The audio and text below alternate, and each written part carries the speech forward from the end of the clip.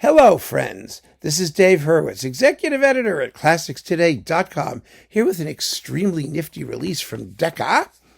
John Culshaw, The Art of the Producer, The Early Years, 1948 to 1955. This is a collection of interesting historical recordings that were produced by John Culshaw. Now, who was John Culshaw, you might ask?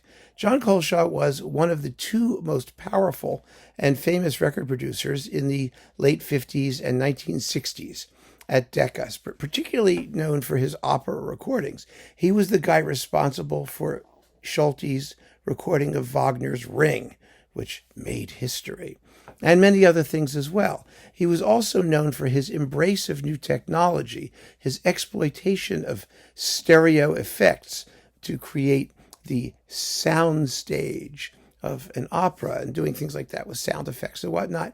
He was extremely controversial for doing that, and he was opposed, or his competition at EMI, HMV, was Walter Legg, who was an older and somewhat more pompous, but no less megalomaniacal character who did all of the EMI recordings and did Klemperer's career and all that stuff. And they were the two huge forces behind major label recordings of big productions of various types. Now, Culshaw, actually, I had a sort of a passing acquaintance with his reputation, not with the man. He didn't live to be very old. He was sort of died quite young. But he was his boss was a guy at Decca named Remy Farkas. At one point, Remy Farkas was the tenor Giuseppe Di Stefano's brother-in-law. And after he left Decca, he started a little record store on Lexington Avenue called Orpheus Remarkable Recordings. He's a very interesting guy with a colleague of his from Columbia named Pierre Bourdain, who worked for CBS Records. And these two guys ran this shop, and they were two quirky old altacockers, as we call them in the business. And Remy prided himself on being the guy who fired John Culshaw. Culshaw was an incredibly gifted self-promoter. He wrote about his productions. He wrote his book, setting the record straight and other things about his productions and what he was doing and how wonderful he was. Within the Decca organization, he was regarded as somebody who had become a little bit too big for his britches. And so ultimately he left. He was a bit of a prima donna in that respect. This does not diminish in any way his achievement, which was remarkable and which absolutely changed the face of modern recordings. It really did. So, but the politics of the record label was a whole other issue. So it's very interesting that this is coming out and hagiographically, praising him unilaterally, and he deserves it. Let's face it, he accomplished amazing things. But these are really fascinating. Each disc has its own sort of theme, and there are 12 of them. And so I'm going to tell you what they are and some of what's in it. And you can decide whether you want it or not, because it's a real collector's item. I mean, this is for the geekiest of geeky classical music people. I mean, there's very interesting repertoire here. Don't get me wrong, but there are also some things that you'd have to be kind of specialized taste. Let's put it that way. I mean, this is, I think, one of the first big boxes dedicated to a producer, not to the recording artists. Although there are some wonderful artists in here. It begins with his first year, 1948-49, and his first productions for Decca. This is after the war, when Decca was starting to do its full frequency range recording stuff, and LPs were getting invented, and all kinds of advances were happening in the field. It begins with the Grace Williams Fantasy on Welsh nursery tunes. Wow. With the London Symphony Orchestra under Mansell Thomas. How's that for an unusual title? Then a bunch of folk songs with Kathleen Ferrier singing, and Copland's 4-piano blues with Copland at the piano. I mean, we've got some Rossini and some Chopin with Clifford Curzon, and the Forza del Destino Overture with Solti conducting, and some Chopin with Julius Katchen. Ernest Bloch's From Jewish Life with Zara Nelsova cello and Ernest Bloch piano. It's really rather cool. The Barber Adagio for strings with the Boyd Neal Orchestra under Boyd Neal. That's all on the first disc. So Culshaw, made some amazing recordings right from the start. Interesting recordings. Then we've got The Birth of the LP in 1950, disc 2. This is Smetana's The Bartered Bride Overture with Royalton Kish. There's a conductor, is a household word, with the London Symphony. And then Don Gillis, The Portrait of a Frontier Town. Yay! With Don Gillis conducting. It's a wonderful Decca recording that Culshaw produced. Don Gillis, in case you didn't know, was Toscanini's orchestra manager and a composer as well. Toscanini performed his Symphony Number 5.5 and some other works. He was a very, very good composer in a populist American vein, and his music is tons of fun. His symphonies were all recorded by Albany with a bunch of concertos and other pieces, but his own recordings are non-pareil, as they say in the business. Then we've got a bunch of spirituals sung by Ella Bell Davis with Hubert Greenslade piano, and Schumann's, coupled with Schumann's Fantasiastücke with Jacqueline Bianchard piano. My goodness, that's disc 2. Disc 3 is Barber Conducting Barber.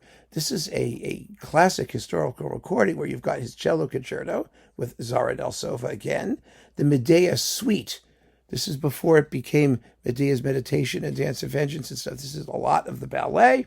And then the Symphony Number 2, all of it, which Barber subsequently withdrew except for the central slow movement, which he renamed Night Flight. And that was it. But no, the Second Symphony's since been resurrected. It almost never gets played, but it's a good work. And Barber recorded it himself, so that's quite nifty. That's from 1951, actually.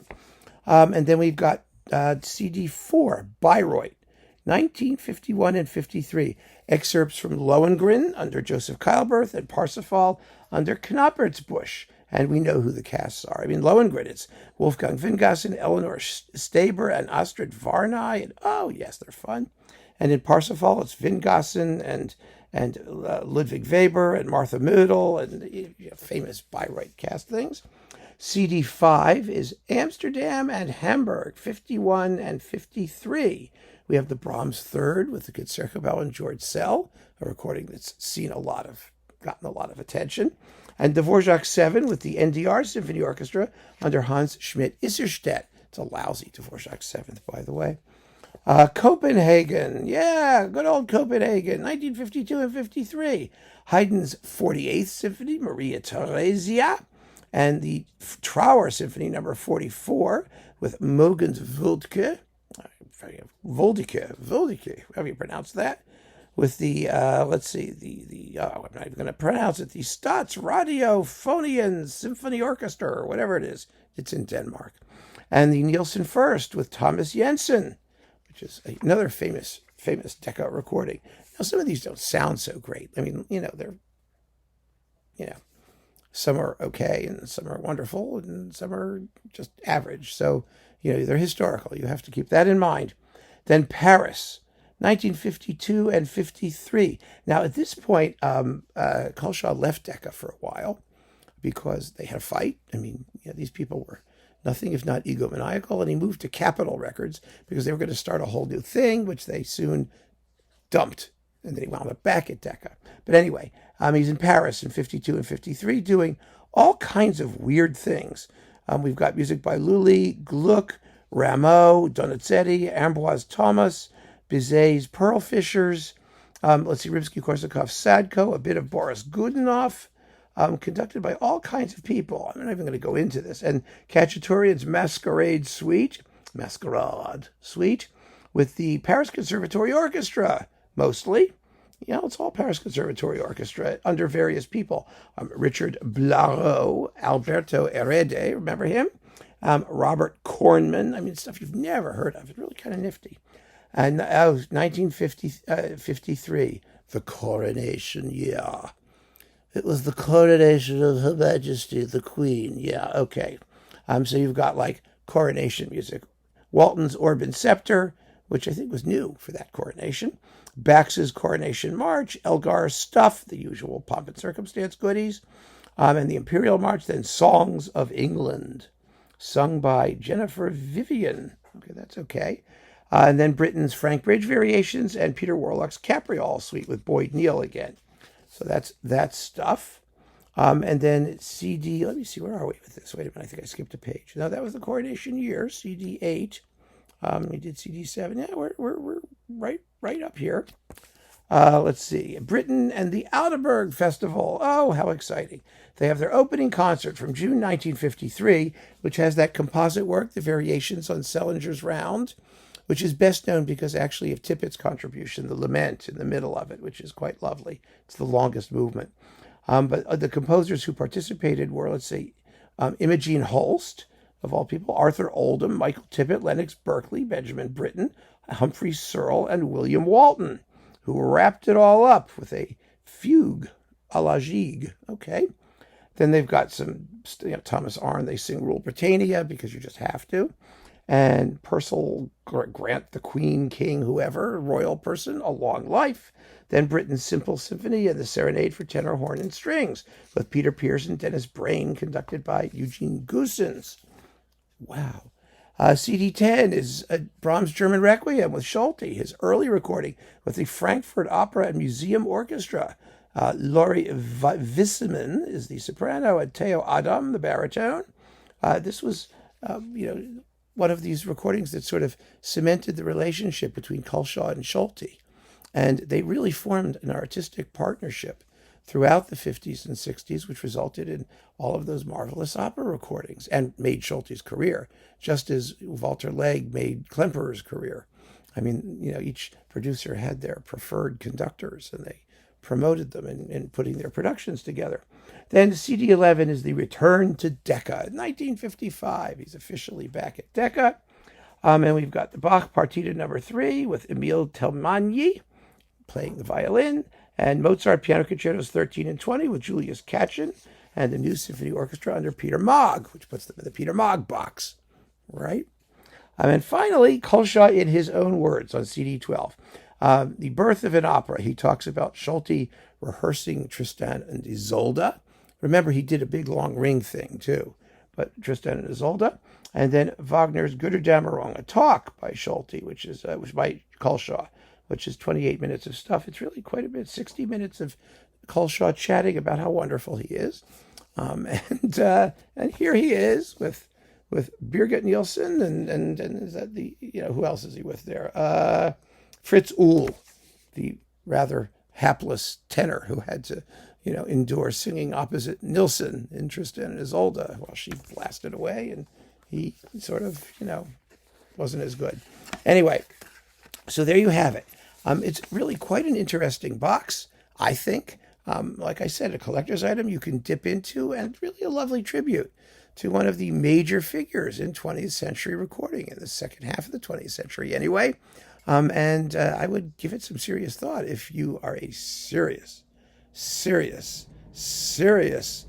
collector or classical recording geek, as am I. So keep on listening, friends. Thanks for joining me. Take care.